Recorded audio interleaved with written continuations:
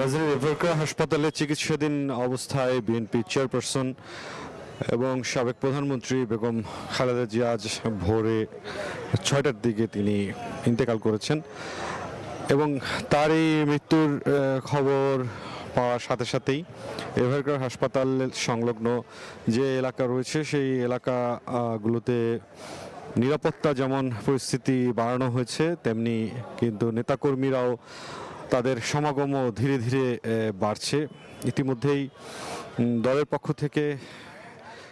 2 দফা বক্তব্য দেওয়া হয়েছে, চিকিৎসকদের পক্ষ থেকে বক্তব্য দেওয়া হয়েছে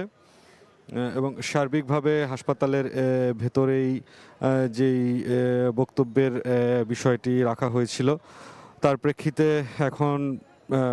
প্রধান উপদেষ্টা ডক্টর মোহাম্মদ ইউনূস তিনিও তার যে উপদেষ্টা পরিষদের বৈঠক, জরুরি বৈঠক, সেটি আহ্বান করেছেন। সেখানে বিএনপির পক্ষ থেকে দলের মহাসচিব মির্জা ফখরুল ইসলাম আলমগীর তিনি উপস্থিত হয়েছেন। এছাড়াও এখানে যে বিএনপির ভারপ্রাপ্ত চেয়ারম্যান তারেক রহমান তিনি তার মায়ের সাথে যেই হাসপাতালে যে অবস্থানের বিষয়টি সেটিও এখানে ছিলেন এবং এখন পর্যন্ত যে বিষয়টি চূড়ান্তভাবে জানার যে প্রক্রিয়া সেটি বিএনপি দল হিসেবে এবং সরকার উভয় তরফ থেকে এক ধরনের যে সম্মিলন ঘটিয়ে আলাপ আলোচনার প্রেক্ষিতে তার যেই পরবর্তী কার্যক্রমগুলো রয়েছে, অর্থাৎ জানাজা এবং দাফনের যে বিষয়গুলো আছে সেগুলো নির্ধারিত হবে। এই এভারকেয়ার হাসপাতাল সংলগ্ন যেই এলাকা রয়েছে বেশ লম্বা একটি সড়ক জুড়েই কিন্তু নিরাপত্তা এবং অন্যান্য যেই যানবাহনের নিরবচ্ছিন্ন যাতায়াতের লক্ষ্যে এই সড়কটি কিন্তু অনেক দূর পর্যন্তই আসলে বন্ধ রাখা হয়েছে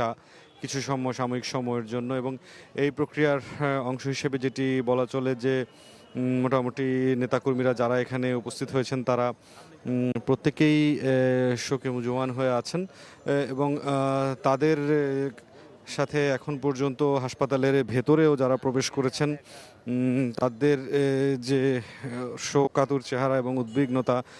সেই বিষয়গুলো কিন্তু পর্যবেক্ষণ করা গেছে এবং সেই পর্যবেক্ষণের